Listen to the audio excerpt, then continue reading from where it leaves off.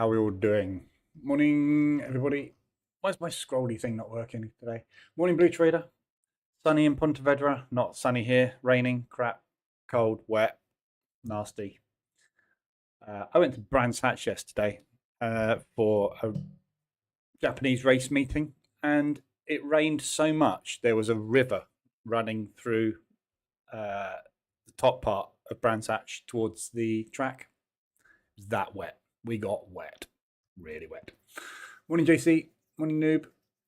Joe Roger, Reverend, Igosa, Virginia, Paul, Neo. Morning. So markets taken off already this morning. DAX clean break to the upside. FTSE clean break to the upside. There's a gap fill in play today on the DAX, which I posted in the groups this morning. So we closed all the way down here on Friday. So there's a good gap fill opportunity today at some point. I've put this level in on the DAX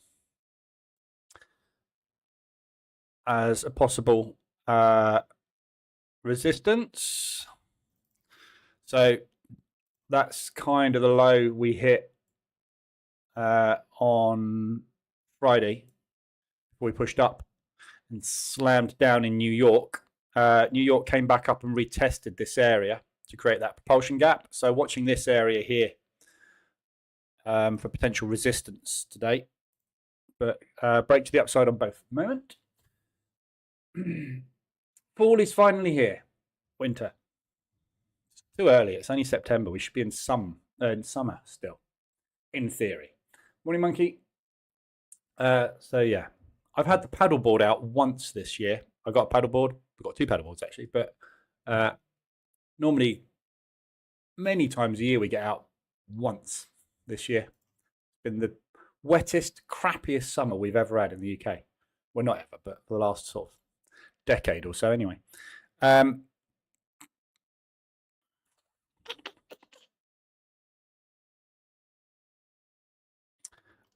liking that test.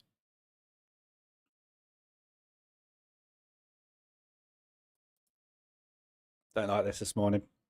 I hate gap fills to the downside, especially on a Monday.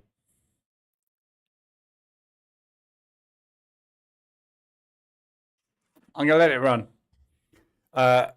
because if it hedges, I know where we're going, and I'll get out down there. But I hate these. Hate it when there's a gap to the downside and it breaks long. FTSE's weakened to the upside as well. So we'll see where those go. Morning, AZ. So this week we've got nothing today. Dead. Absolutely flat. No news, no talking heads, no nothing, no bank holidays. It's literally just the market's just not there today. There's nothing around to drive the market. So it'll be normal movement up and down, whatever the banks and institutions want to do today. Tomorrow we've got claimant counts for the pound. Macklem speaking in the afternoon. So again, very light news day tomorrow. Possibility of some movement off the claimant counts. Sometimes it does, sometimes it doesn't. But there's no other news tomorrow either. So nothing affecting US. We've got Macklem speaking, which I doubt much will be said there of any interest, but you never know. Then we move on to the main news items this week, which is GDP for the pound. On Wednesday morning, we've got CPI for the US. This is going to be a biggie. So we're forecasting to stay stable. So that's probably what will happen. So that's your main news on Wednesday, an hour before market open. And then Thursday's the big one with the euro rates. So the euro rates, bizarre. Forecast 3.65 is the forecast for the euro. I don't quite know where they have got this number from. The euro has never moved in anything but 0.25% moves. And it has actually. That's not true, is it? That was COVID though, so it was during the COVID movements, but. We move in 0.25% and 0.5% moves on the euro and everything pretty much. New Zealand dollar is the only one that doesn't move in 0.25% increments really. So I'm not quite sure where they've got this forecast of 3.65 from. I'm just going to have a quick look at what they've got on Financial Juice. Where are we? Thursday. What date is Thursday? 12. Yeah. I don't know where this forecast come from. It's bizarre. So we're not moving 0.25%. We're not moving 0.5%. We're moving 0.35 plus 0.25, 0.6. Just a weird move. So I'm not quite sure what the market's going to make of that because, we don't factor in anything but 0.25%. I was under the impression we were going to go a quarter. There was a possibility of a half. This is more than a half. So I really don't know what the market's going to make of that on Thursday, and I don't know what we're going to get. So that'll be a really interesting one Thursday for the ECB rates because it's an abnormal interest rate decision. If you look at where we are with inflation, DAX is breaking to the downside. We're not breaking to the downside, rejecting the upside rather, hasn't gone anywhere yet. If you look at the ECB, or rather the inflation figure, we're down basically at the 2.2% mark, which is near as damn it target, with CPI coming down fast. So I can understand them wanting to move the interest rates down quicker, 0.5%, possibly, but it just doesn't really make any sense to me that what that forecast is. So we'll have to wait and see what Lagarde does on Thursday. If we go lower than 0.5% drop, that euro is going to come down really quick because I don't think the market will have factored that in. So we'll see. But that's going to be an interesting one on Thursday. So that's 1:15. 1:30, then we've got the PPI figures and unemployment claims for the US. And then following that, we've got the good old ECB press conference where we get to meet Barrier Man, who moves the barriers for Lagarde, which is always good fun. And then Friday, we've got no news. So it's all Wednesday, Thursday this week. So Monday, Tuesday, today and tomorrow, we may well get quite a lot of movement today and tomorrow, which is the market getting ready for these two big moves today, this week. So you quite often will find if the market's not quite ready, it'll suddenly put a load of orders in to get itself positioned ready for the news events. But we have to wait and see what happens. So we'll watch the market today and see where it goes. There's nothing happening today, he says, as ADR just hits. So we have actually just had an ADR hit. I was just going to say there's nothing. Dashboards are flat, apart from Aussie New Zealand, which has just hit. So big ADR hit on Aussie New Zealand. That's New Zealand dollar weakness today. So New Zealand dollar weakening this morning quite substantially. So Aussie New Zealand ADR hit to the upside.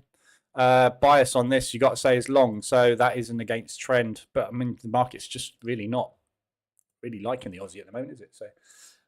So yeah, so that's your week's news coming up.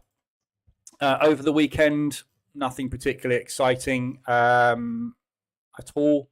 Japanese GDP figures, but multiple rate cuts. This was on Friday. Somebody messaged me. For those of you that are in the Telegram and the Discord group, a couple of people messaged me, DM'd me, about what the post I put on Friday, which was a joke. Yeah.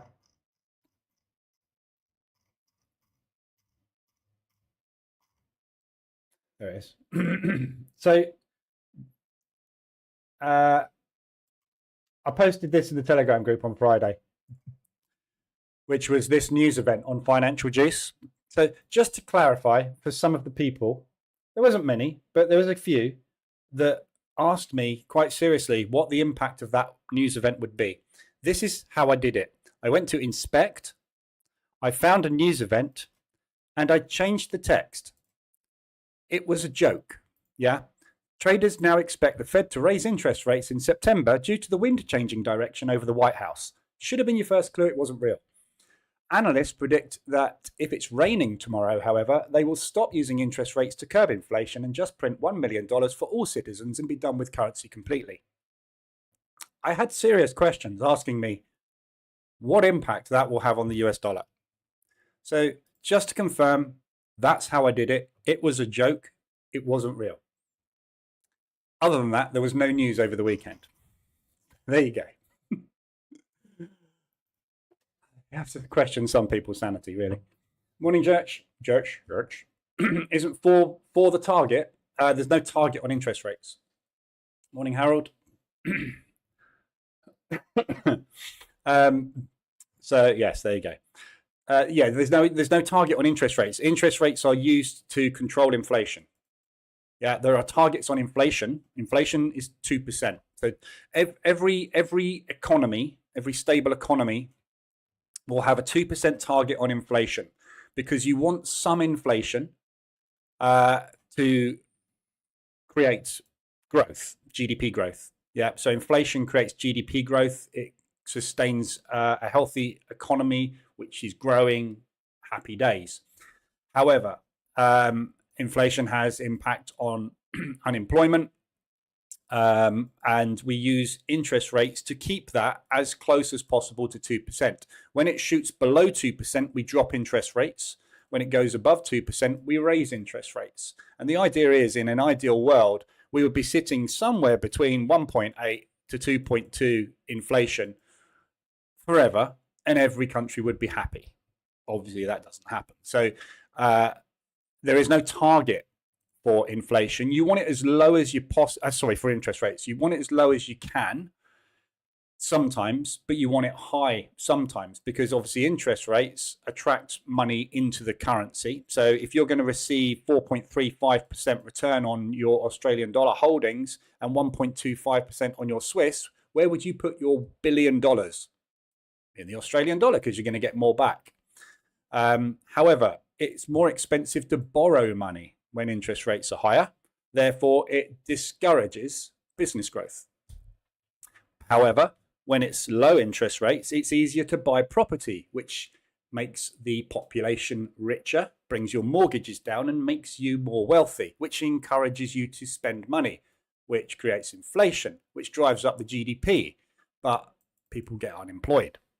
Yeah, it's all interlinked. So there isn't a happy area really that we ever get to. It's always moving, which is why currencies are always moving, because somebody with a positive interest rate is going to be more attractive to someone with a low interest rate, which is why the Swiss and the yen have always been what we call the safe haven currencies, because you are not going to get a good return, but they are incredibly stable. The interest rates very rarely fluctuate. So if you want to put your money somewhere that's going to be safe while you're waiting to figure out where the hell you want to put it to make some money, you put it in the Swiss and the yen. So when we have things going wrong in the world, the Swiss and the yen rally, because you want to pull all your money out of the risky assets where interest rates could fly up and down and cause massive problems for you. Stick it in the safe places. That's the way the world works. But there's no target on interest rate. DAX going long again. FTSE's stuck. It's all stuck this morning. Not surprised. There's no news. So there we go. So that's your news over the weekend and what we've got coming up this week. Going to be a weird sort of midweek mover, basically. But it's not the 1st of April. I know. I was bored Friday, basically. I had a cracking day on Friday and I was bored. So I thought, and basically the reason I posted that, so yes, so just to clarify why I posted that joke on Friday, was because this happened. At 4:03, Waller said, I will be an advocate of front-loading rates as appropriate. And then at 4:03, the interest rate futures rose after Waller's remarks, now pricing in a half-point cut in September. Literally, that was at 4:03. At 4:09, 6 minutes later, the futures pair their gains and traders bet that they will stick to a 25 basis point cut, which is the whole purpose of me putting the joke about the wind changing direction over the White House and then deciding to do something different with interest rates. Because within 6 minutes, the market had said we're dropping by 0.5% and then changed their mind to dropping by 0.25%. Because they haven't got a bloody clue what the Fed are doing and the Fed haven't got a clue what they're doing. So that was the whole point of the joke, was that nobody knows what's going on with the US dollar, and every 5 minutes you get news telling you something different. Quick, sell the US dollar, they're dropping it by 0.5%. Actually, no, buy it because they're only dropping it by 0.25%. That's the problem we've got at the moment. Nobody knows what the hell's going on. So that was the point of the joke, by the way. Morning, Callum. Can you do a new indicator for analysing wind direction? Yes. It's called a weather vane. You can buy it. Vane? I don't even know how to spell vane. Yeah, that way. There you go. It's a big cock. Cockerel. £174? No, thank you. Yeah, so there you go. That's the indicator. So it's pointing north, you buy. If it's pointing south, you sell. If it's east or west, you stay out the market, stay flat. Really easy. People have been using it for centuries to predict all sorts of stuff. Another thing you can use, cows. All right, if the cows are lying down, it's going to rain. If it's going to rain, people are going to stay indoors and they're going to spend less money. Therefore, currency will drop. If the cows are standing up, it's not going to rain. Therefore, people will go out and they will spend more money and the currency will go up or down. I don't know. I haven't really used cows as an indicator, so I can't really tell you. But anyway, this is going off tangent this morning, isn't it? So let's have a look at the markets. DAX, clean break long. Bit messy this morning, but it is long. 5-minute ORB, if you're trading the 5-minute opening range, you probably got triggered short and you are now hedged, but pre-market is clean break. Same with the FTSE. Just dodgy this morning. It's not really going anywhere, is it? Meh. Must I put it outside or will it also work on your desk? It will work on your desk, but you have to open your window. Probably open a window at the back of the house as well, so you get a clear blow through. But you'll probably find it will only indicate one direction then, unless the wind changes direction and blows from the back of your house to the front of your house, and then obviously it will tell you to go the other way. Yeah, you could use it. Let's talk about markets. It's making crap up today, aren't we? It's good fun. Right, Aussie dollar yen is extended on the weekly. It's extended on the monthly. So month obviously began back here. And we've had a big drop. So in the first week of the month, we've done the entire monthly range. So yen across the board powered up last week. So big moves across the board there. I've got longs on the yen. I got in up here looking for a bounce because we were obviously stuck in a range. So decided to take a yen trade. That worked out well, which is why I'm not trading the yen at the moment. But anyway, so first, second, third, on to the fourth position on that on Friday. We had a big drop on Friday on the news. Obviously, Friday we had a massive move on the US dollar. We put in big ADRs, 117 pips on a 53. So 200 ADR move on the US dollar CAD. So obviously all that movement on the US dollar, the strength on the US dollar helped the yen power up as well. So I expect all of that to retrace. So break even is in the middle of this propulsion gap at the moment. So I'm looking for an exit. I'm just going to move my TPs into place now, actually. I'm looking for an exit on a break of propulsion or a fill of propulsion.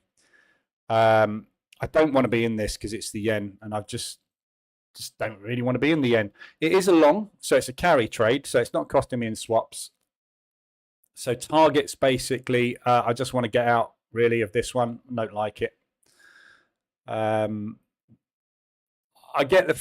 really don't know which way the yen's going to go, but that US dollar powering up on Friday off the back of the non-farm was a weird move.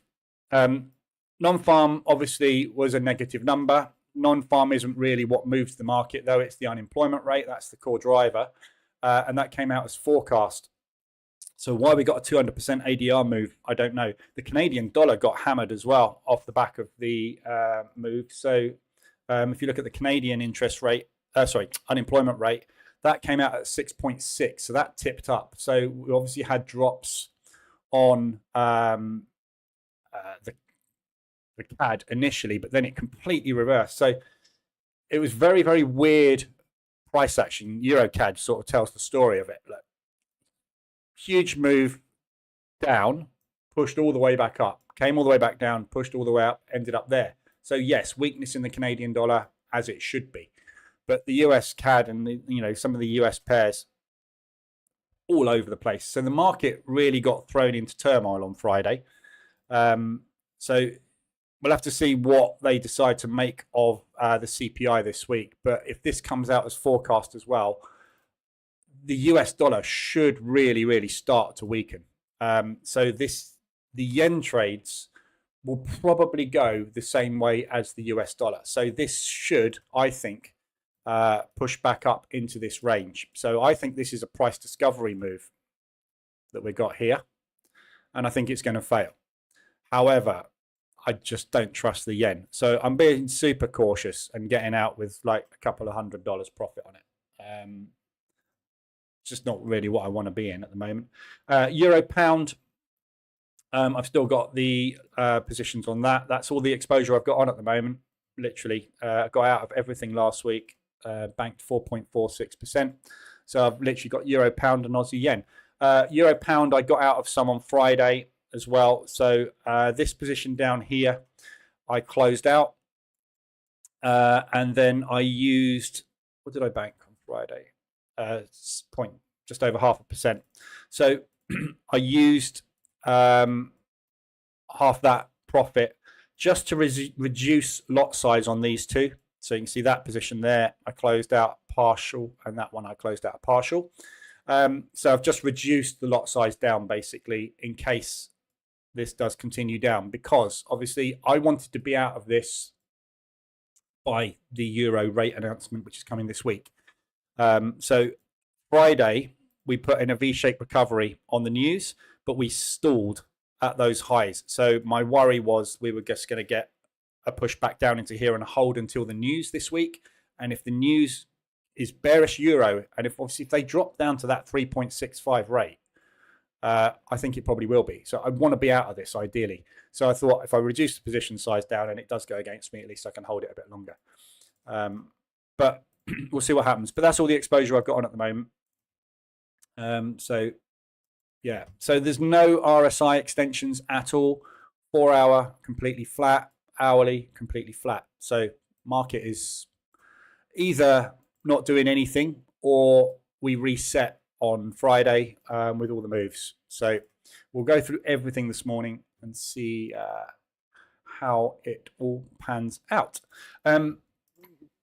Somebody asked me in Telegram, Don, about the hedging strategy that I was working on, which is basically to hedge ahead of news by hedging two currencies. So, for example, we've got US news on Wednesday afternoon with CPI. So after that pound news has come out, somewhere around about 9 or 10 o'clock, we'll go into a hedge position on a US dollar. So buy the pound US dollar and sell the euro US dollar.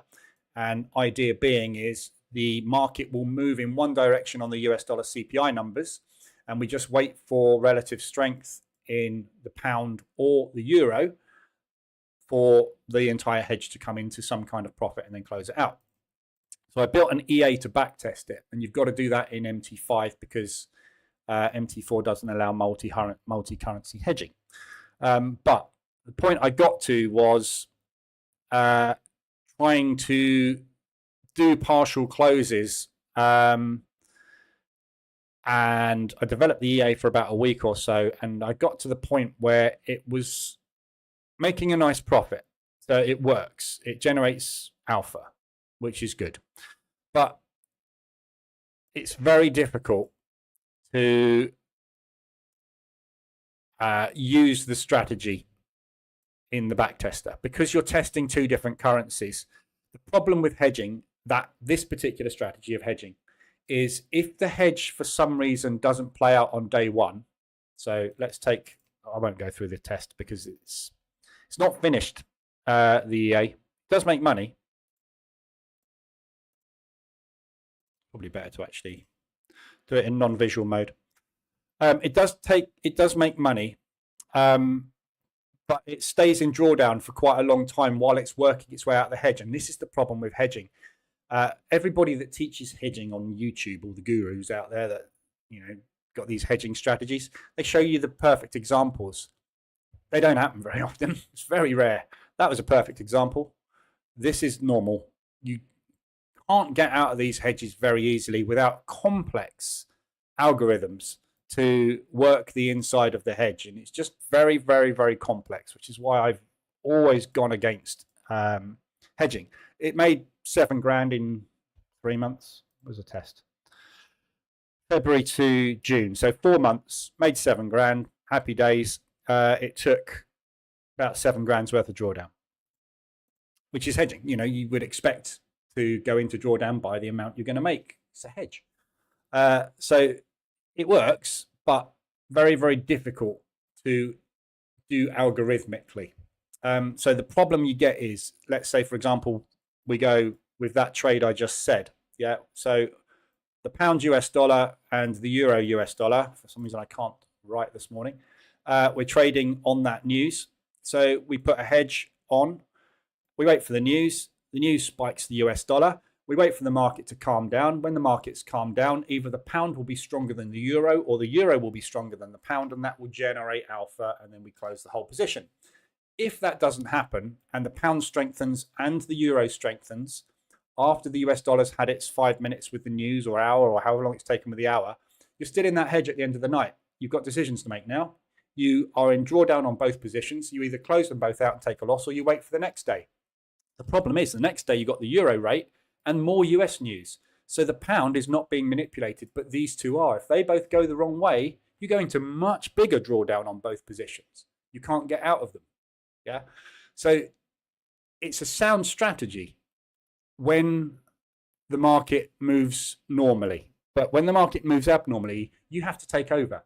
And I haven't managed to find, or I haven't managed to be able to program all options and all scenarios of it going wrong into an EA to successfully backtest it. It always comes out with a profit, meaning that at some point, you will always get, we know this, at some point you will always get the news go in your favor on the one that you're in drawdown on. At some point, you know, we get negative news on the US, negative news on the US, negative news on the US, positive news on the US. That will get you out. So you're reliant on how many days worth of news events on the three currencies you're hedged on go wrong. It's not something you can really backtest. Yeah, so I've just struggled with it. So there's your update, Don. I got to a point where, yes, in theory, it all works nicely, but it's something you need to manually manage. You've got to be a human being involved in it. I don't think you can automate it. So I think I was toying with the idea of setting up an account to test it manually, but I need another EA to take trades. So you can't use the position trader EA to do this, because you've got to take a different size lot size on. If you do partial drawdown control with hedging, which you need to do, you need to readjust your lot sizing, and this won't do it. The Price Action Toolkit also won't do it. So I would need to build an EA with buttons, just basically to take the trades at the right lot size, depending on what's closed out, how far it's gone, how much drawdown's on one. So if you're in $200 drawdown on one and the other one's flat, you need to take the same lot size on that one plus $200 extra worth of risk to balance the hedge. It's bloody complicated. So yeah, that's the upshot. There you go. There's your update.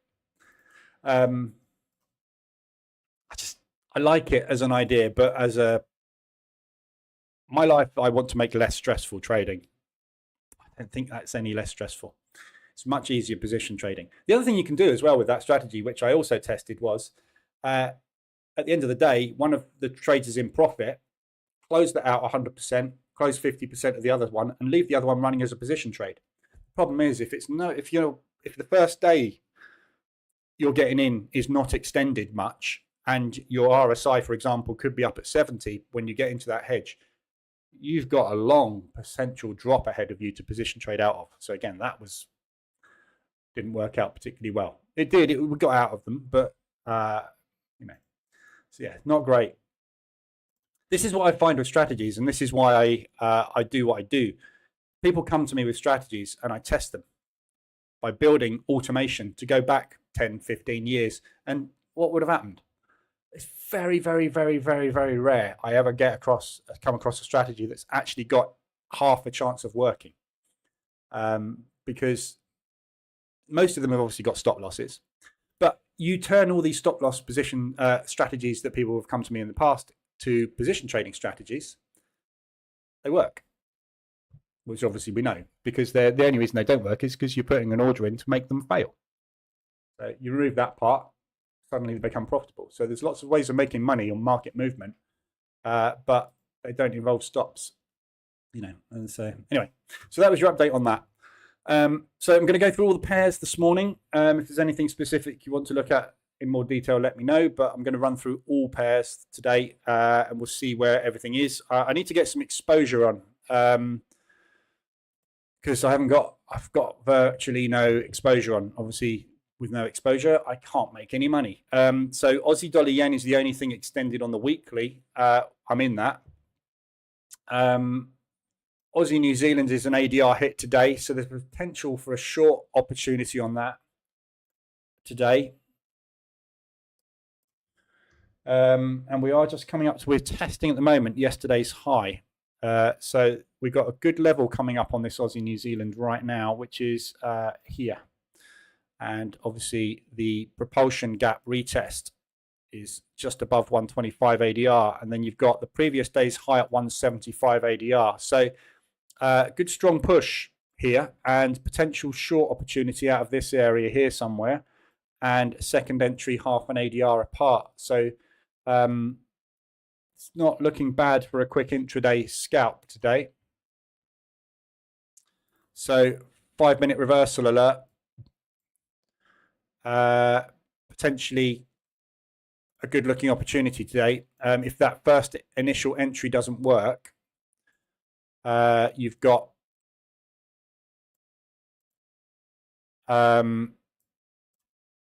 backup coming up at 175 ADR. Probably easy to look at it on the 15-minute. Yeah, up there. So previous day's high and yesterday's high. So if the limit orders from Friday don't hold the market, it's going to rally through. If the propulsion ad doesn't hold the market at 125 ADR, it's going to rally through. If it's going to rally through, it's going to test yesterday's high, previous day's high on Thursday. So second entry there. If it was to get there, I mean, it's got to go some to get there today, isn't it? We need a big drop on that New Zealand dollar, and we've got no news.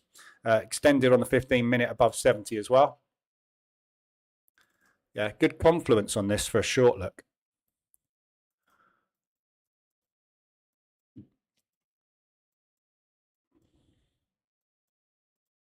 Yeah, good confluence. Good looking short opportunity.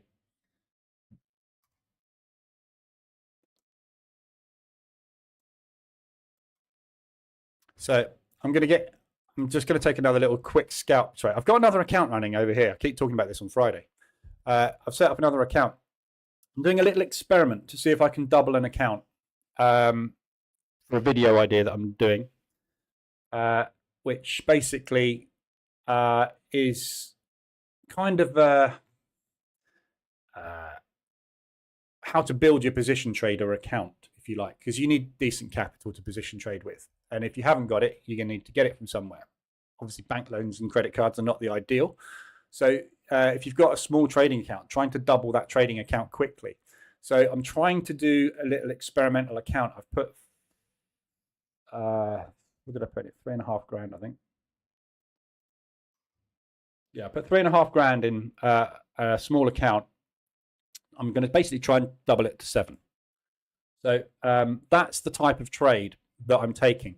But what I'm doing is using a stop loss, basically. Well, I'm not using a stop loss. I never use a hard stop, but I'm using if this is in drawdown at the end of the day, probably going to shut it and take a loss. Yeah.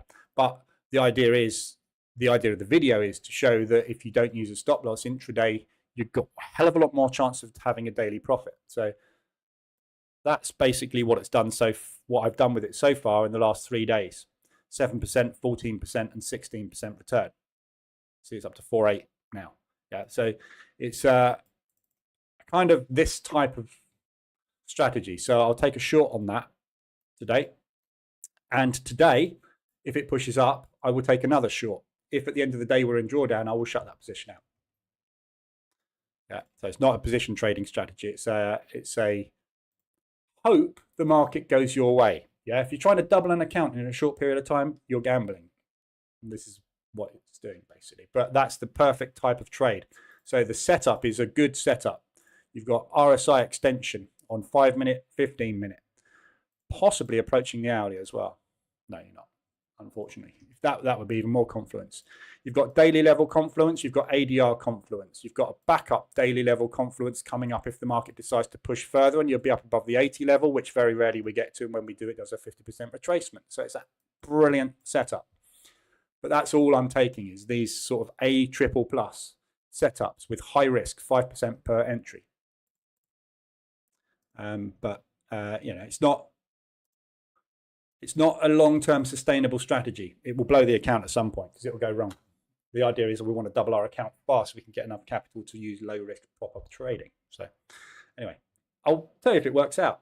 I'll probably do a video if it doesn't work out, actually, because it would just be just as good information, wouldn't it? So I'm waffling today. Aussie dollar CAD. We're down at last week's low at the moment on this one. The bias for the Aussie is long. Bias for the Canadian is short. So in theory, we are looking for long opportunities, Aussie dollar. So Aussie dollar CAD, obviously, this is a perfect pullback sort of zone. It's a very messy move, this, on the way up. So this area here, there's no obvious confluence area. It's just a mess, that whole section. So at the moment, we've got no RSI extension. You had an RSI extension last week and an exit there. If you didn't get out on the first exit, you had a second opportunity to get out on Friday. If you didn't get out of that, you'll be looking to take a second position at some point this week. We've got nice big propulsion gaps to the upside. We've got nice big propulsion gaps to the downside. So this is either coming down to test this area or we'll end up back up there this week. But Aussie should be long from a bias perspective because obviously the interest rates are not coming down on the Australian dollar. And the inflation is absolutely nowhere near target and it's rising. So is their unemployment though. So they're in a real tricky spot at the moment. There's very, very little opportunity to drop interest rates. In fact, there's an argument for raising them, which will make that very, very bullish. Everything else is dropping interest rates. Everybody else is dropping interest rates, including the US for the first time this year. So the US and everything is going to be coming down, which means that the Australian dollar being bullish, everything should be a buy. So much better off looking for long opportunities on the Aussie. And if it takes a while to go, fine. But when it goes, you should put new highs in.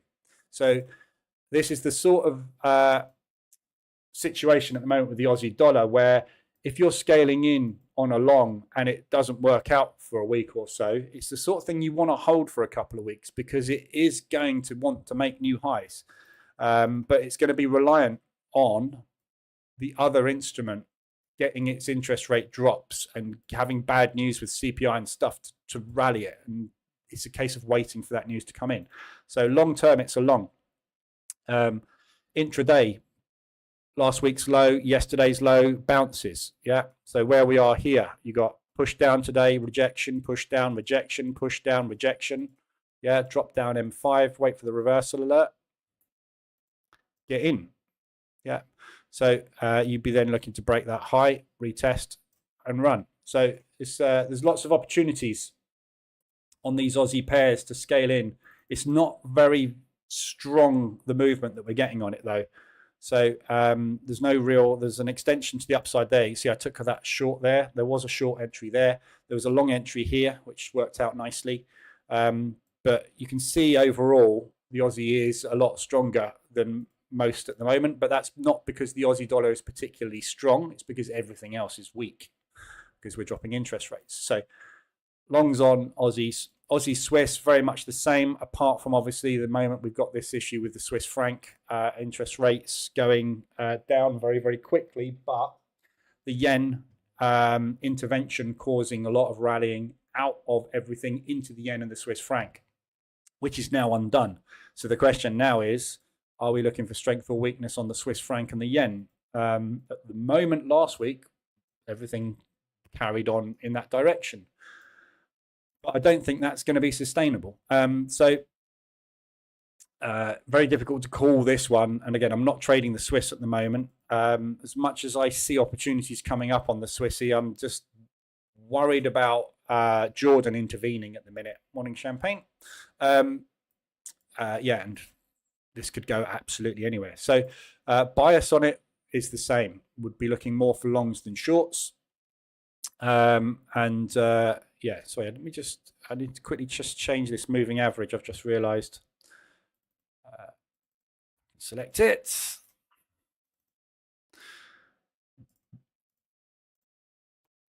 I've just put a moving average on my, I only want it on the hourly time frame because I've got the EA running on the VPS on the hourly time frame at the moment so that it's trailing any entries on hourlies. That's all. So I just wanted to see where the moving average cross would be on the hourly time frame. So yeah, Aussie dollar Swiss, it's extended to the downside last week. So you had an entry opportunity on the hourly last week if you're trading 70-30s. On the 4 hour, you also had an extension there. Didn't quite get to the 80 level.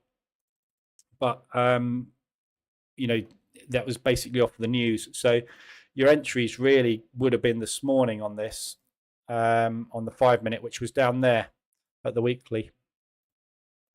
And the 15 minute in the same place, basically. So there's a good argument for them starting to undo some of that move that we've just had in there. And it's good, obviously, directional trade. Aussie yen, I'm already in, hoping that they start some kind of retracement on this leg. So looking for a profit take move on this.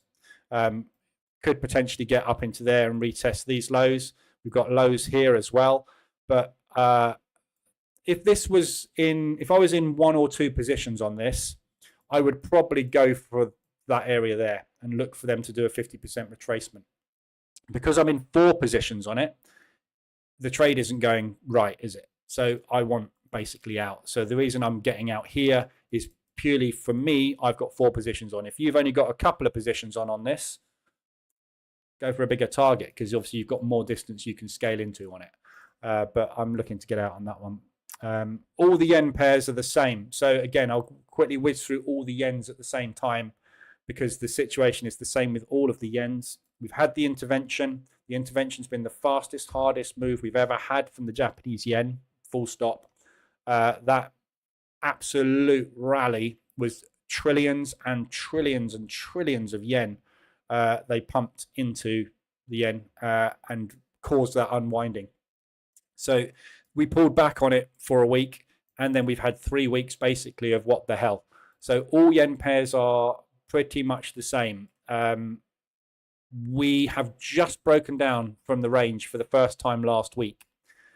Whenever you break down from a range, it's either a false breakout, so it's a price discovery. Can we trade down here? Nope. Back up in here for a bit, boys, and then we'll try a price discovery to the upside. So when you get price discovery move or failed breakout in one direction, you tend to then test the other side. And that's what happens. You either manage to get the price discovery and you go, get the price discovery and you go, or you don't and you come back into the range. Yeah, balance and imbalance. So they're all the same. So any of these yens, everybody that's mean reversion will be looking for long opportunities here or will be in long. Anybody that is a breakout trader will be in short. So we're either going to get back, the breakout traders will add, or we're going to come back into mean reversion. One of those 2 things is going to happen. But all yen pairs are the same. So if you're trading yen at the moment, just trade one. There's a good example at New Zealand dollar yen of what I was talking about. There's your range, contracted range, price discovery, failed, back into the range. Price discovery, will we or won't we? Yeah. So when you test one area of the range and it fails, it will come and test the other area of the range and try and break out of that area. So market's always looking for balance. When you have an area of balance, someone will create an imbalance. Propulsion move. That propulsion move will then become the start of the new trend, or it won't. Fail breakout, imbalance fail, price discovery failure, back into balance. Then we need to find out, okay, well, if we're not going short, where are we going now? You either have another go at short, or more likely you go and try the long side. Yeah, so you either get the breakout long, or you don't. And you come into the range And then we wait for the next person to try and make a move. That's basically how the market works, which is why most breakouts are failed breakouts the first time they happen, because someone has a go, there's not enough momentum. So we come back. Yeah. Then if we test again, we break out again, the second breakout tends to work. You put in a new high, and that's where you start your market structure long or short. So at the moment, we are basically failed, potentially failing, or succeeding. US dollar yen, a little bit different because obviously we've had, the US is the world's currency, so there's been a lot more movement on the US, a lot more weakness. So we've come back and we've tested the monthly low on Friday. So this week, we're either going to break this monthly low, which was basically Friday's low, or we're not. So this is either a support bounce, and again, we're going to push back up into there, not necessarily on US dollar strength, but essentially on yen weakness, because we've had a lot of yen strength come in. So they want to undo some of that move, which will obviously help that back up. So yeah, all tricky, the yens at the minute. That's a beautiful long. If you're looking for a long opportunity on the yen, that is great. However, on the 18th of September, we're dropping the interest rates by 0.25%, 0.5%, or whatever, depending on the wind direction. Yeah, so the market is still in flux about how big this interest rate is going to be when it's dropped on the 18th of September, which means that it's very difficult for the market to factor in its move on the US dollar because it keeps changing its mind. So you'll be like, oh yeah, we're definitely dropping by half. No, we're dropping by a quarter. No, we're dropping by a half. No, we're dropping by a quarter. We're dropping, so we should see weakness. Yeah. But you will also get weakness in the yen at the same time. So this is the instrument which is going to be affected quite substantially. So we will see. Morning pot DJ. No more system hopping. That's always good. So yeah, so there's your yens. Aussie dollar, New Zealand dollar, as I said, there's a good opportunity for a short right now, which I've just about to get into. So there's your double top rejection. Obviously, that propulsion gap, we know there are sellers at. So if that fails, we'll be looking for a test of the highs up there. DAX is still broken along, but very, very unconvincing. Hedged on the FTSE today.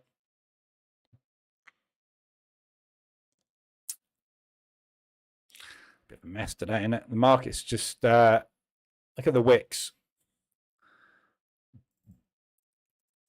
It's a mess.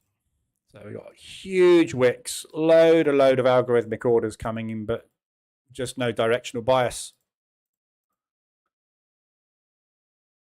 So it's obviously a break long. So hopefully this propulsion retest will hold and we'll get a little bit of a rally, but be very aware you are playing a gap today. So market's gapped up. So there is a strong probability of a gap fill play as well today. So if you use pre-market data, you've got a gap up, which is there. If you're using no pre-market data, your broker doesn't supply pre-market data, their time will start at 7 a.m., which is there, in which case you've still got a bigger gap up.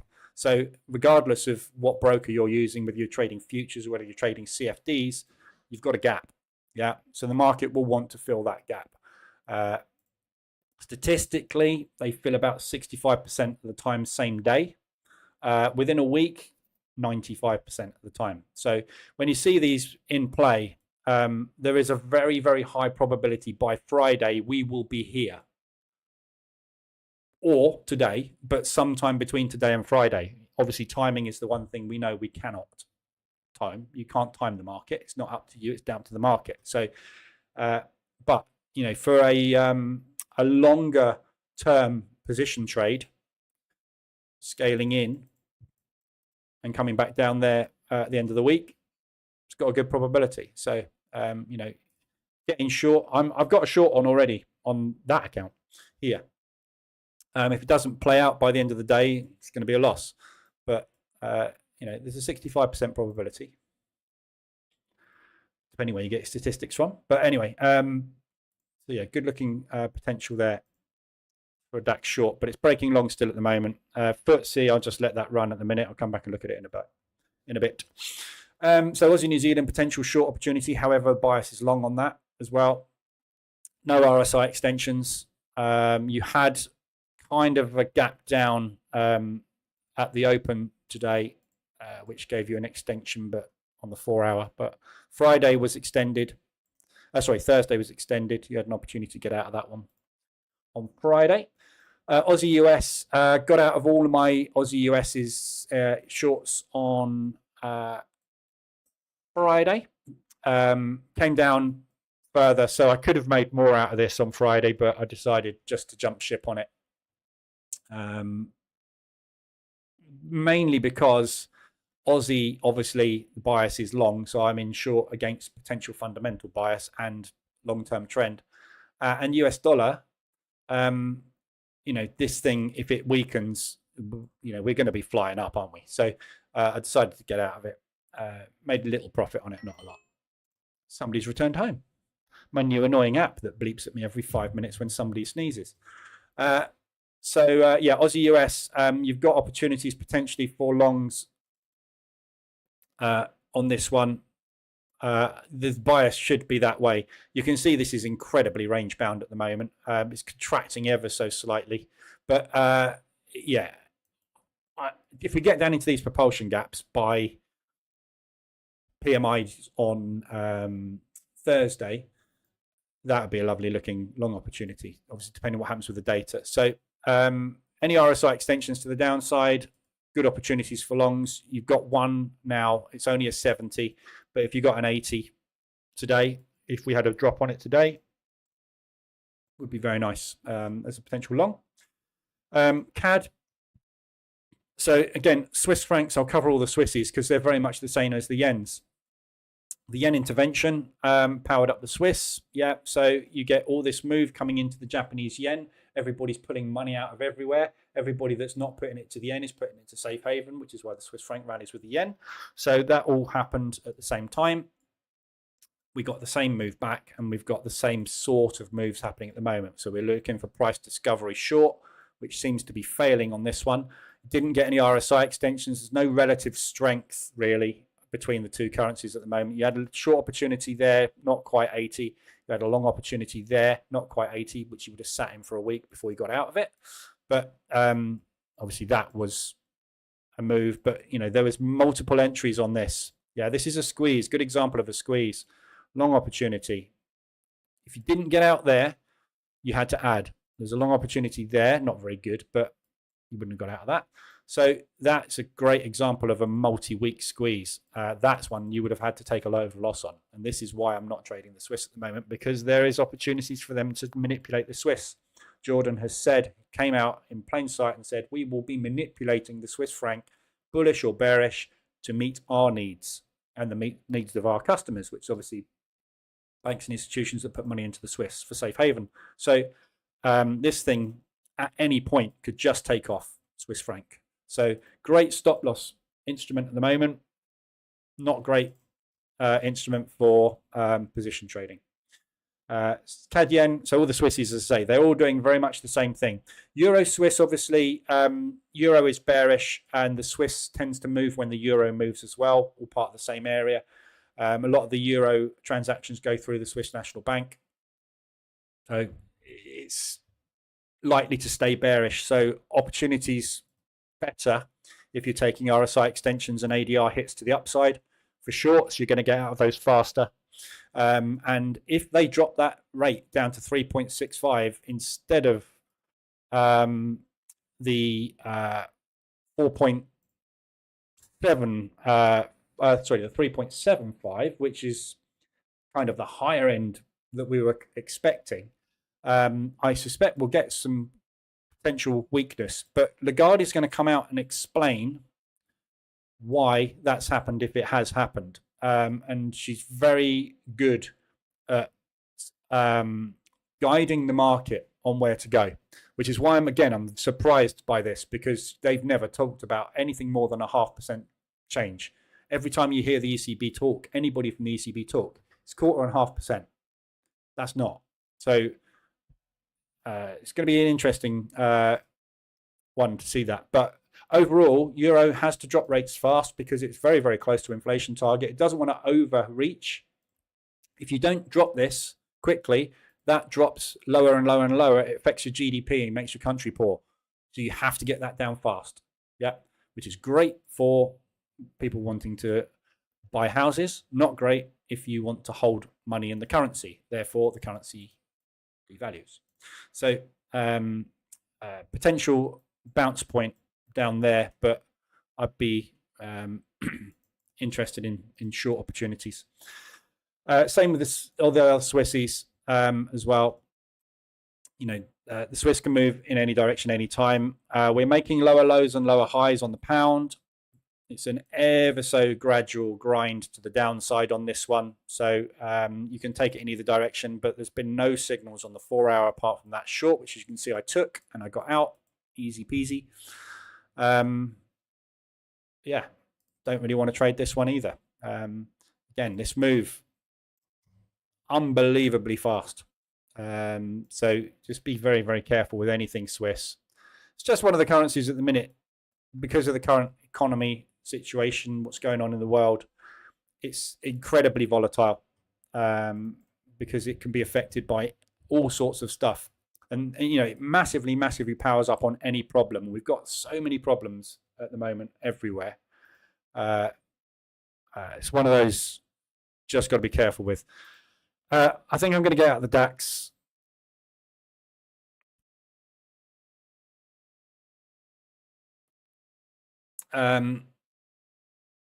It's struggling.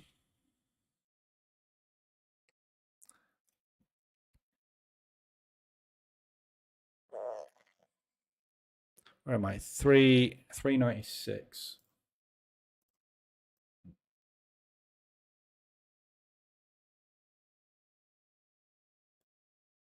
So you look at this on the 15-minute time frame. There's my my entry, yeah, on the break. So we've tested the break, held it. Tested the break, tried to go long, can't. Tested the break, trying to go long, can't. Yeah, so we are holding that level, but we cannot break at all today. So I just don't want to sit in this for hours. So I'm just going to keep an eye on this. I'll watch it on my terminal over here, out the corner of my eye. But I'm going to get ready to get out of the DAX. Unless it goes. Obviously, if it breaks the high, it's fine. We're off. But at the moment, we're stuck. So I don't just, you know, this is, I keep saying this is a momentum breakout strategy. There's a breakout, but there's no momentum. If you haven't got momentum, you haven't got a momentum breakout strategy. So it's a failed attempt at the moment. We'll keep an eye on it, but I will watch that. So Swiss franc, yeah, up to you what you want to do with it. Personally, I'm just not interested at the moment because it's just too volatile. Beautiful low bounce potentially down here, but obviously if that interest rate, if that CPI number comes out negative for the US this week, you can kiss that goodbye. That's going to hammer home and guarantee that 0.5% drop on the 18th. The US dollar is going to weaken. So, yeah, I mean, you can see at the minute we had an opportunity. We had opportunities for longs last week on Friday and the week before as well. Played out beautifully. You know, it's just you're fighting against that downward movement on the US dollar. So, so where did we get to? CAD Swiss, CAD yen, Swiss yen we covered, euro. So all euros are shorts. So the euro, basically, we're waiting for obviously the news this week. So any trades you take on the euro at the moment, you are waiting to see what happens on Thursday when they change the rates. So at the minute, the market expectation is that the euro is going to drop rates, which means it's going to come down potentially. So I'd be much more interested in RSI extensions to the upside. So again, if you're using the market reversal EA, the position trader EA, you can set it to short only mode. and just say basically if we get any extensions to the upside on ADR, get me in. If we get any RSI extensions to the levels I want, get me in. If we hit any monthly levels, previous weekly levels, use the buttons, get yourself in. But just basically, in theory, we should be looking shorts. We're waiting for, obviously, confirmation this week, and then we'll wait and see what Lagarde says. But at the moment, obviously, because we got an interest rate decision, the likelihood is we'll probably sit around until Thursday. However, the market might want to start a move early. So we may well see a big, strong move on the euro this week.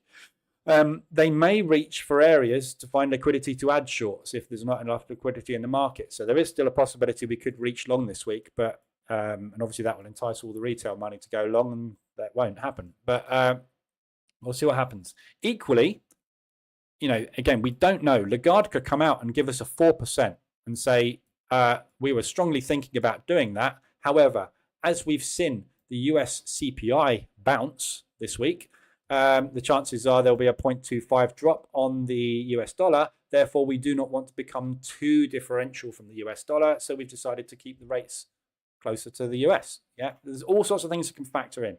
So there's many things that can happen, but overall bias should be short. Euro CAD, again, Canadian dollar will weaken with the US dollar if that big rate drop comes. So very tricky at the moment. We're pulling back on propulsion, so be looking for a push up into there. That would be a lovely short opportunity. By then you probably get an RSI extension to the upside. So if you get an ADR hit to the upside on it, you get an RSI extension to the upside on it. 4 hour, you had one last week, but it was only a 70. That was on the news, so you wouldn't really have managed to get into it probably last week. But yeah, that's where I'd like to see it for a short. But that is obviously just a 50% retracement, so it looks like that's all they're wanting to do with it. But unlikely we're going to get any massive move before Thursday. Euro Swiss we covered. Euro pound I've got longs on. The pound is a bit difficult. We've got basically an inside bar on the DAX. Let me just quickly cover the DAX. So it is bullish on the hourly, 15-minute. We're inside bar. Well, actually, we're not. We're equal high, equal low. But we've closed as a bullish engulfing. So it does look like we've got more buyers than sellers today, but it's struggling, isn't it? That is 3R target on the initial range. So as you can see, it's probably going to take an hour to get there at this rate. We have broken above that potential upside resistance, but we've got this area here as well. So this propulsion gap, basically, this whole propulsion gap encompasses all that resistance. So next level of resistance is there. In fact, I'm just going to put my TP just down below that area in case we tag it and run. But as you can see, it's just not getting anywhere, is it? What should I do with this? 270, 290. So basically the DAX pays for the FTSE this morning if I close it now. Do I give it another 5 minutes to see if we can break that high?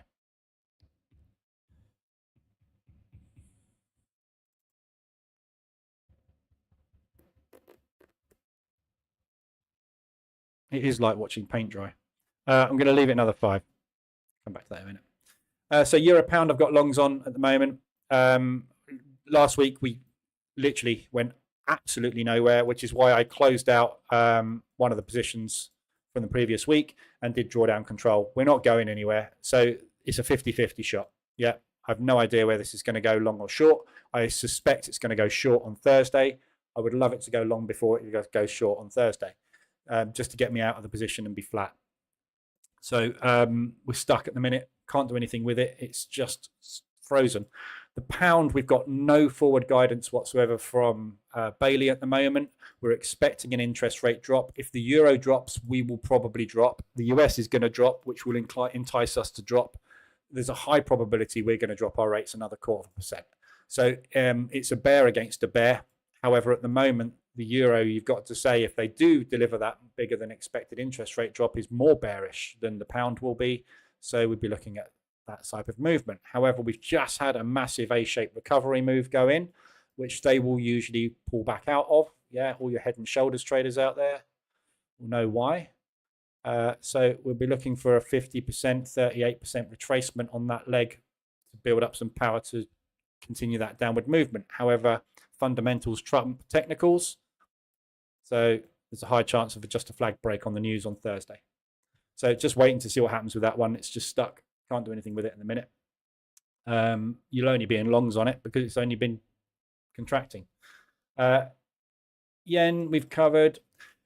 Euro New Zealand I got out of on Friday. That one is still pushing a little bit at the moment. So you've got an RSI extension to the upside on the 4 hour, not above the 80 level. I want to see it above the 80 to get into anything really, but looking for retracement on that leg. New Zealand is dropping interest rates and it's all about the euro this week. So anything you get into on this ahead of Thursday, you're gambling what the interest rates are going to be, which is fine. Yeah, but obviously backup plan. If the euro, if she comes out and says 4 instead of 3.65, we're probably going to do that. So it looks to me like a lovely short opportunity right now. I've obviously got long on it at the minute, so I don't want to take a short, but there is an opportunity for long. A good example of a hedge. Yeah, if I go short on this now, I'm hedged against the euro, which means come Thursday I'll win regardless. But longer term, you've got to kind of say the euro will probably be weaker. If you look at it as a sort of higher time frame, we're in a very, very, very clear range at the moment, and you're bang in the middle of the range. One thing you never do if you're a range trader or mean reversion trader, usually take a trade from the middle of the range, because you've got a 50-50 opportunity of it going long or short. Up here, you've got a much higher probability of all the buyers down here helping you trade, all the sellers up here helping you trade. And if the buyers do manage to break out of the highs and these sellers get overrun, they will be exhausted and it will want to pull back before it gets more power to go long. So always trade from the extremes if you can. Daily highs, weekly highs, range highs, monthly highs, usual stuff. So you can see there's absolute indecision on this. We've got propulsion gap targets to the downside. We've got propulsion gap targets to the inside. At the moment, that could go absolutely either direction. So if you go long on it, backup plans there. If you go short on it, your backup plans here. Yeah. So at the moment, obviously, it is signaling a short, more fundamental bias short as well. So there's an opportunity to get in on that one today. Reverse alert's just gone in and it's retesting. Just triggered short on the Aussie New Zealand. So need to break that low really to get any traction, but looks like an opportunity for a short. Aussie New Zealand, so I've just got in short on that one. Again, I'm using the sell stop on the position trader EA running on the 15-minute chart. So that's why I'm short on it, because we've just broken the 15-minute low. So triggered. So yeah, either that's going to work out or it's not, and I'll be planning entries further up. So that's the yesterday's high bounce. That's the second potential bounce point, which is quite close. So that's the sort of this account that I'm running over here. When you're scalping, yeah, and if you're position sort of trading or hybrid position trading, scalping, I'm looking to get this trade to work out, and I'm taking a 5% risk on it. So a move, a 5% over ADR, that is, I'm risking. So I'm giving myself plenty of breathing room. If it goes an ADR against me, i.e. if it hits 200% of ADR from where I am right now, it's got to move all the way up to there, and I'll be in 5% of drawdown. Yeah. So if it moves down to somewhere like this, and I'm going to easily bank 1 or 2% on the account. If it doesn't and it pushes up today, I've got that second entry up here somewhere I can take, move my average up to here, and hope that they come and retest the highs, I can exit because the trade's wrong. So the idea of the additional trades on a scalping like this is not to make a load of money on that move. It's to get out of it because it's wrong. Find another opportunity. If it then pushes up into that 175 ADR level that we identified there, previous day's high, I'll have potentially 2 entries there with an average there, and then I'll have another entry in there with an average somewhere around there. I'll look for a 175 retracement at some point today to exit the position. Get out, just get rid of it. Obviously, if it collapses down with a massive 15-minute candle, it makes a nice profit. But and you know, this is when you're doing this type of trading, it's to double an account. So if it pushes up to there and then it pushes up to there and it comes down to there at break even, personally, I would be holding it thinking, right, okay, if we can break that low, there's a very, very high probability of making a lot of money. If it was to suddenly continue that downward movement, you can double your account by the time you get down here. You can make a massive, massive amount of money in a very, very short period of time. But you want to be protecting this and pulling a stop down on all the positions to make sure that if it goes against you, the bigger the lot size, the tighter that stop's going to be. Yeah, high risk. Keep the risk managed very, very, very carefully. But end of day, if we're sitting up at 175 ADR, that's closing at a loss. It ain't worked. Guys, DAX is just dead. Absolutely dead. Where did we get to? Pounds, weren't we? Euro New Zealand. Yeah, Euro New Zealand. Euro pound we've been. Euro New Zealand we've done. Euro US. So Euro US, again, you're looking at basically Thursday. It's selling off at the moment. Is that continued US strength? Yeah, so we got some US dollar strength coming in this morning. So that Euro US coming down because the euro is a little bit weak and we've got a bit of strength coming in on the US dollar as well. So ADR hits basically, but obviously the bias is short on it. So you've not really had much. You can see the last entry that I had was here. Nice exit, nice easy trade. If you wanted longs, you could have possibly gotten on longs down here. You'd have been out on Friday. But Euro US dollar, most of the time you can trade in either direction because it's the biggest currency on the planet against the second biggest currency on the planet, tradable currencies. So you're always going to get a lot of decent push and pull and push and pull because there's lots and lots of news events. So tradable in either direction. At the moment, both dropping interest rates, hopefully fairly fast, which means they will both continue market structure. And obviously, you know, all these propulsion gaps you see put in, these are news events. Yeah, big news events. We get loads of news on it, and news always gets undone. Very rare that we'll leave big orphan propulsion gaps in place. So highly likely we're going to be down here within the next few weeks. Could come up and test that before we do it.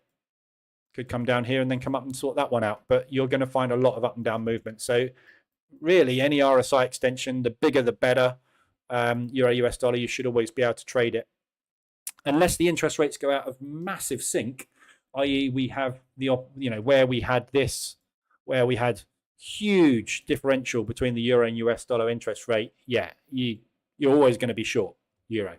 Yeah, it's always going to lose out to the US dollar. So either direction at the moment, everybody's dropping interest rates, so we should just keep going up and down, up and down, up and down. So just wait for opportunities, RSI extensions, 4 hour up or down, ADR hits to the upside or downside. Doesn't really matter which way you go, but obviously bear in mind this week, it's about CPI on Wednesday here, and it's about interest rates on Friday, and then possibly undoing the whole lot on, on Thursday, possibly undoing the whole lot on the US on Thursday off of the PPIs. So could go either way quite dramatically this week.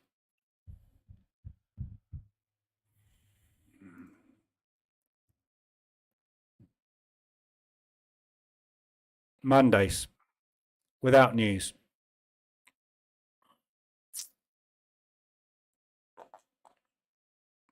Okay, DAX wanting to try and drop again. I'm keeping an eye on it. I'm gonna jump ship if it doesn't break long. There's no point holding it. Pounds. So pound, we're waiting for Bailey to confirm interest rates. We don't know what it's doing yet. We've got an anticipated short coming on it. Australian dollar is long. So if that's coming down and that's going up, you really want to be short. So good looking, lovely divergence this morning, look, on the 4-hour time frame into propulsion. Yeah.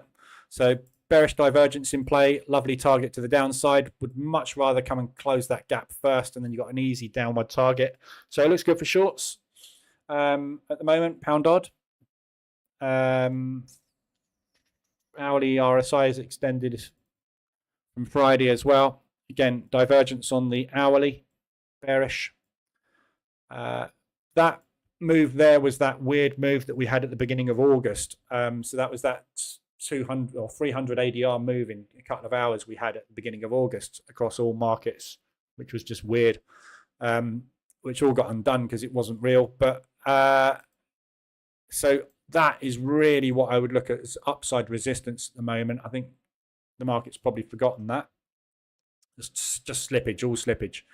So 150 ADR to the upside. So if you do get in on this short here, you've got divergence, RSI extension to the upside. You had a 15-minute and a 5-minute reversal alert this morning. Yeah. Tested yesterday's high and the reversal. You've retested the propulsion move to the downside. So it looks good for shorts. If that doesn't hold, you're looking at coming and testing the monthly high. Can't see it on that time frame. So we're looking to come up and test previous month's high, which is 150 ADR. So good short opportunity from anywhere around here. Second entry there. And then obviously, if it does break out of that level, you're going to find limit orders probably triggering up here because that is a monthly high. Although this is a slippage move, that is still technically a monthly high. There will still be, the monthly high will be at that price. So there will be banks and institutions watching that level. So you're likely to get a reaction there. But obviously that is going to be 1.5 ADR roughly. So 228 off of a 115. So yeah, 1 and a bit ADR. So first entry, second entry, possibly in 4 by the time you get there, but you're going to be massively extended by the time you get up there. No real profit take done on that leg yet either from last week. So last week basically was just bulls, pause, news. So if it does continue up to there, you're looking to retrace that entire leg at some point. So it looks good for shorts. Pound CAD, sideways. It's a short from a double top. Last month's high, previous month's high, both in the same place. We tested that on Friday and rejected it. You've had a reversal alert short this morning on the hourly. But, very little relative strength signals on it. We had a long opportunity there. You can see I took that one long. Got out way too soon. You had a short entry there. I didn't take that one, but there was a short entry there, which you would have been out of week before. And obviously that was the previous short that I took where we had that big extension. Got out of that one. Again, far too early. But so yeah, shorts on this. The Canadian dollar has been massively weak, weaker than the US. So we've had a big movement on this. It's about time that started to retrace because the pound, we missed an interest rate drop. If you remember, Bailey said he was going to drop interest rates when we got to 2% inflation. We hit 2% inflation. He went, actually, nah. So we had another month worth of bullish rallying on the pound that the market wasn't anticipating. That's over. Highly likely with the US and the euro dropping that the pound's going to have to follow suit. The Canadian's already dropping. So yeah, should be nicely bearish. New Zealand dollar CAD ADR. Pound Swiss, pound yen we've done. We'll get to New Zealand dollar CAD in a minute. Pound New Zealand. Again, very difficult to call direction on this. You're just about to get hit on the pound New Zealand as well at ADR. So this level here, last week's high. Sorry, that's not last week's high. That's 3 weeks high on 1 4-hour chart. 3-week high, and that high coming up there as well. But good looking levels coming up potentially for shorts. So good looking short opportunity. New Zealand dollar really, really, really weak today. DAX.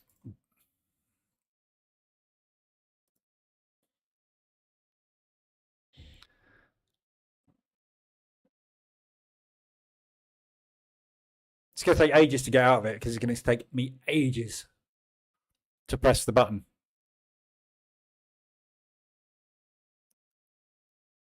I can't be bothered to watch it. Closing. The DAX. 20 quid. Break even. Assuming we'll do the gap fill. I've got a short on the gap fill play anyway. So it's just not moving, is it? So yeah, pound New Zealand, just about getting close to an ADR hit on that today. Again, same story with the pound. We're looking for the interest rate drop to come. New Zealand's already dropping interest rates. Slight bit of divergence here as well this morning. It's bearish. So pushed up only above the 70 level though. Again, I want to see it up there where I took that short. And we had a long opportunity there, which I took as well. So 4-hour RSI extension working beautifully at the moment. And as long as we are coming down comfortably with interest rates, everybody doing the same thing should continue to work very nicely as well. So confluence is obviously better. 125 ADR would be a much better entry today, which is that high there between ADR and 125 ADR. So again, if we get ADR hit today, just drop down M5, watch for that reversal alert. If it continues to push, just wait for the bears to jump on board. Good looking short. Pound US dollar. Again, this week, CPI numbers. It's all about the CPI. So you'll find out on Wednesday what they're going to do in the US with the CPI numbers, or what the CPI numbers are, not what they're going to do with it because they don't control it. But yeah, could go either way on Wednesday. So if we're going to drop the US dollar and the pound is dropping, again, the same as the euro US dollar, in theory, you should be able to trade this in any direction. It spends an awful lot of time range bound, and then you'll get a little bit of news where it will be divergent because there's one interest rate which is slightly weaker than the other, or there is news which weakens that currency slightly, but invariably it will always put in beautiful market structure. Again, huge. It's the second biggest major pair we've got behind the euro US. So high volatility, always pretty good. But you know, if you get the news going against you, you're going to need to take multiple entries to get out of those trades. So it's just a case of waiting for extensions. There's no extensions at the moment. The last one was here, as you can see, which is that trade I got out of the week before last. Hourly RSI extension, you had one there. You also had that one there, which I got out of at break even because I think we had some news coming, which obviously I'm glad I did. But there was an extension on the hourly there. But yeah, just waiting for it to get extended. So either direction, pound US. New Zealand dollar CAD. We've just hit ADR today. So there's your ADR hit to the downside. All the New Zealand pairs, as you can see today, weak. Something's upset the New Zealanders today.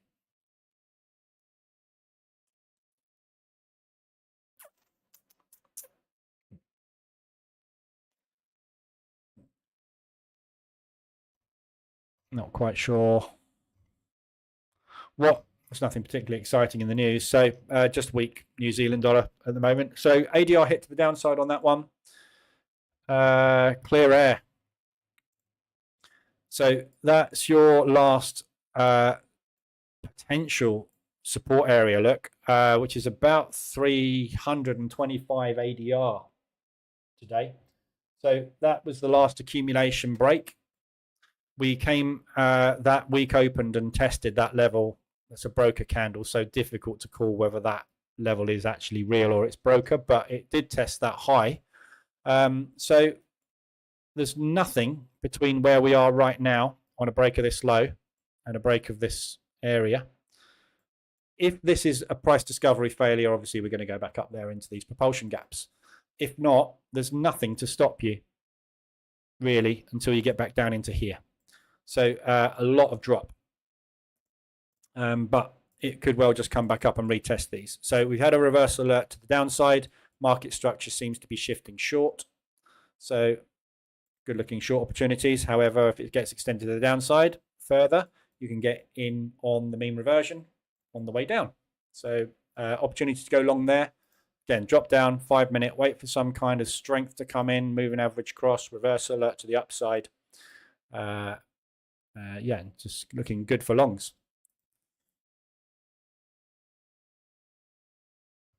DAX has just retested the pre-market. So that's your open there. Look, so the DAX has just tested the open and rebought the open. So obviously we opened, bulls took control. We've just retested the opening price and the bears couldn't get through the opening price. Although the market, there isn't enough bulls to drive it today. So I just leave it. There's absolutely nothing you can do with it today. FTSE's just broken and retested that propulsion move to the downside. So looks like we've got bears on side. 2R is a potential target here. However, you've got a very small gap on the FTSE as well. Tiny. It's not that tiny, I suppose. Yeah, so that's yesterday's low. That's ADR today for pre-market. So again, there's a potential gap fill short on that. It's a long way away, hell of a long way away. It's an ADR hit. So the speed this is moving today, I wouldn't be convinced that we're going to hit it. But lots of downside. So New Zealand dollar CAD still rallying down. So yeah, this thing has the potential to drop quite severely today. Not a lot in its way. Watch this area here, potentially this propulsion move here. So we've got an accumulation break there, which is that propulsion gap at 150. So if we get 150 ADR today, that might be worth trying an intraday scalp on it. Then you've got the higher day there, which is this propulsion move, but that gap down. So I would say that is your next stop. So if that doesn't work, we'll probably flag and break down into this area here. New Zealand Swiss, we've covered New Zealand yen. New Zealand US dollars, just about hit ADR as well. Got a nice low coming up here, which you can't see because my line is really thin. So we've got a low coming up here at ADR. So nice propulsion retest here from Friday's move, which is that low there. So this area here being retested, which is the breakdown retest. So bounce out of here potentially. Again, same thing with this one. You got that high there, which was tested twice, then broke through, which is that propulsion gap. There's nothing really to stop it until you get down there. Possibly might be buy orders in this propulsion area there. Pound New Zealand ADR. New Zealand dollar getting hammered today. So there's your ADR to the upside, Pound New Zealand. Again, watch this area here. Kind of where we are. Multiple levels, really. Anywhere between ADR to 150 today is a potential good short. And obviously, if it's going to continue to break long, you just pull back down into there. But very weak New Zealand. Aussie New Zealand, however, has stalled.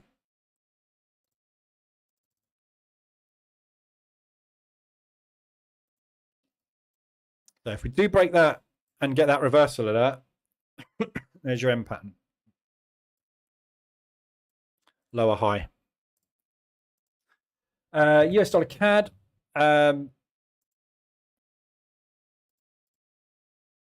So this one basically very difficult to call a direction on this.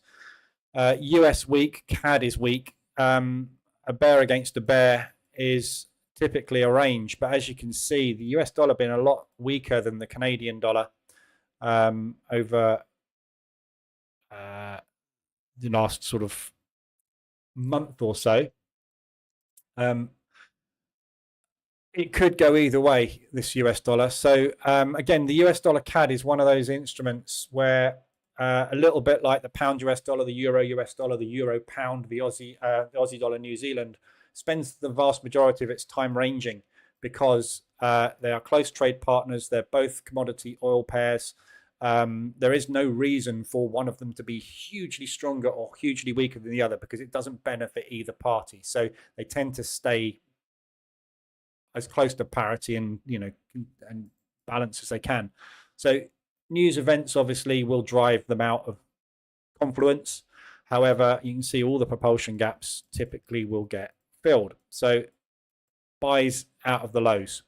But it's really going to depend what happens on the 18th of September. There is a git. So I just looked at the DAX.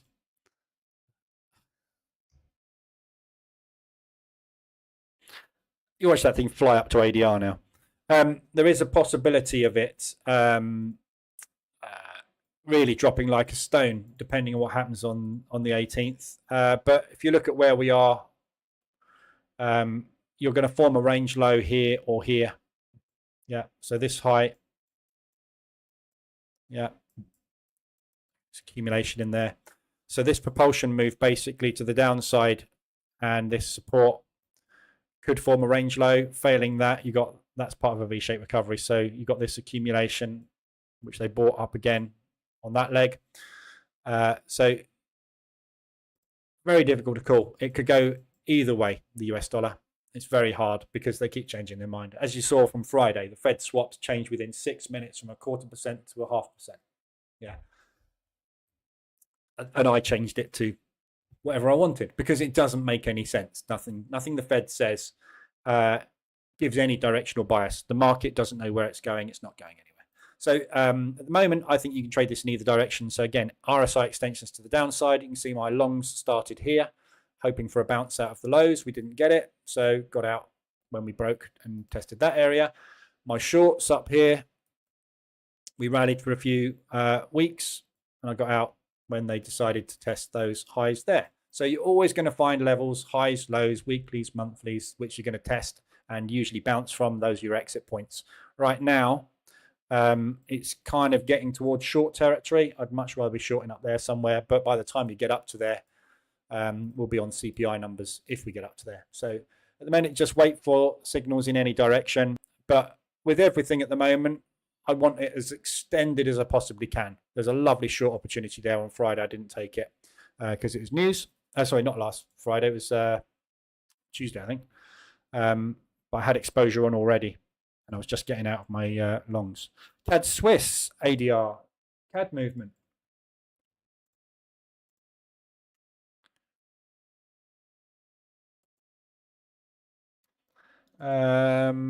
Not Swiss related. This seems Canadian related. So we got a weak strong Canadian dollar this morning. Everything coming down against the CAD, apart from the US. So strong US, strong CAD, weak New Zealand today.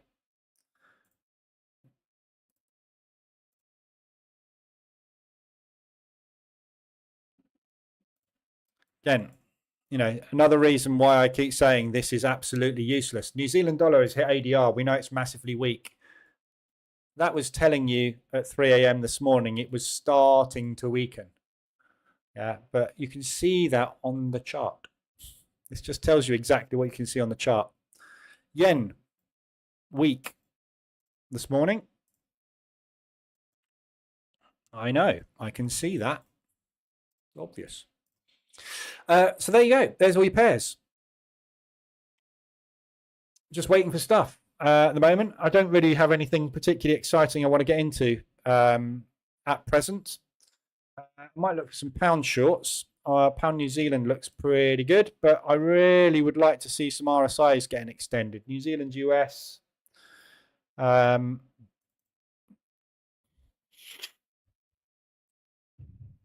extended. Might look at getting along on that. Pound New Zealand as well. Shorts. Quite like the look of that at the moment. Not quite extended there though. 4 hour, we're just getting extended. So if we can get a bit more of a push, I'm just going to monitor the New Zealand dollar this morning, basically. If we can get a bit more of a push, a bit more weakness on the New Zealand, might take a New Zealand US or a pound New Zealand, one or the other, and just see what happens over the week. Aussie New Zealand is stuck. The DAX is stuck. Everything's stuck. Just because they're all trading the New Zealand dollar. Seems to get an interesting week. I'm short, so I hope the gap will be filled on the DAX. Yeah. We've got a gap on both European indices, so whether or not they do it today, we'll have to wait and see. The trouble is we've got no news catalyst today. So when you've got no news, you're reliant on volume of orders, which will be executed during the day. So when you've got no news days, you tend to get grindy days. So things will move, but they tend to grind. So it's basically market participants executing orders in multiple parts. So they place a bit of an order, they'll wait for a pullback, they'll place a bit more, they'll wait for a bit of a pullback, they'll place a bit more. So you never get any RSI extensions, it just grinds and grinds and grinds. So it can move an ADR or more than an ADR, but it gets there like that rather than like that. Because they're just executing large orders in small parts, which is a buy cycle or a sell cycle, depending what they're doing. So it's typically the type of movement we get. But this New Zealand dollar this morning is like really getting hammered. So we've had 4 hours of selling, or more than that actually. Look at New Zealand dollar CAD. But 4 to 6 hours solid selling on it. So getting ready to long it. Just got out of pound US dollar. Watch it drop like a stone, probably.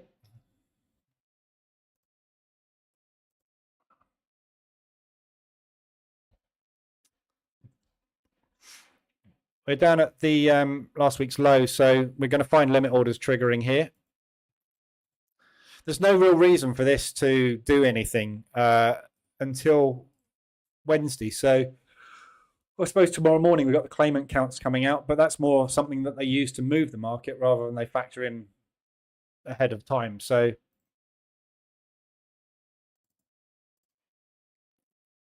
but I mean, this has got so much more downside.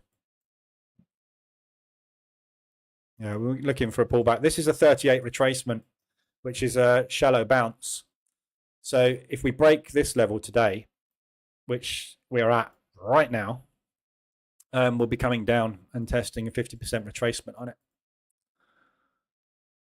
Monthly level you need to watch. So they'll buy up previous month's high as well. There'll be limit orders sitting there ready to go. It's a double top propulsion move. So that would be a lovely buy point. If we got 125 ADR on that today, that'd be a lovely little mean reversion long off that monthly level. I'll be watching that. Oh, DAX. 3-bar reversal going in on the DAX on the 15-minute time frame.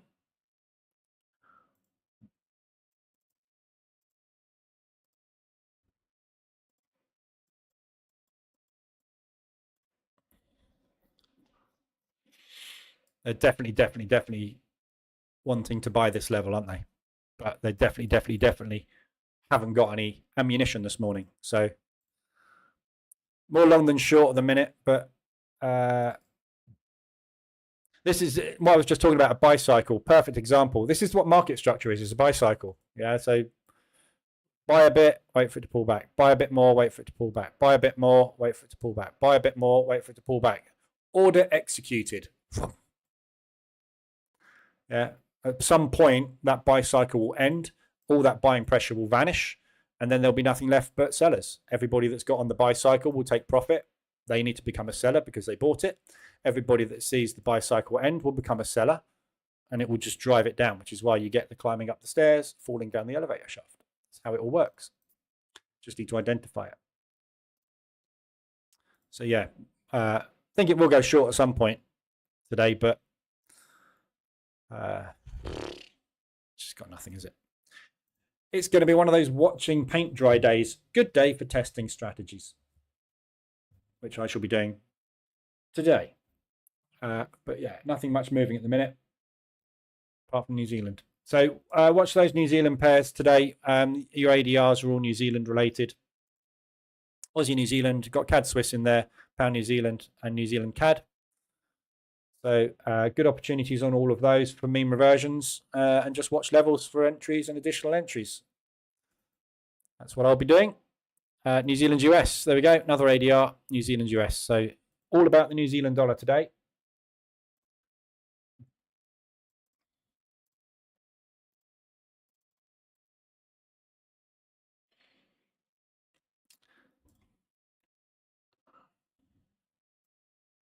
That's it. That's all I've got for you today. Nothing much else really to look at. So tomorrow we've got GDP in the morning and then CPI. So I'm on tomorrow afternoon at 2:15. So we'll look at what impact. Sorry, no, that's on the day ahead of myself. Tomorrow morning we've got the claimant count change, 7 o'clock, and then Matt can be speaking later. So may get some movement on the CAD, unlikely. But yeah, so basically tomorrow I'll be on at 2:15 trading the New York Open. I wouldn't expect a massive amount of movement tomorrow. So the only thing we've got to hope for this week is that they start to put some moves in ahead of CPI. Other than that, could well just be one of those rotational Monday, Tuesdays, which ain't much fun for anyone. All right, so I will leave it there. Anything you have, let me know on Telegram or Discord. I'll be doing other bits and pieces this week, development wise and testing. I've got some new stuff to test for AZ, which I'll look at for the position trader EA. But other than that, I'll be back tomorrow afternoon at 2:15, if not Wednesday morning. All right, so have a good one. Anything you need, let me know. Otherwise, I'll see you next time.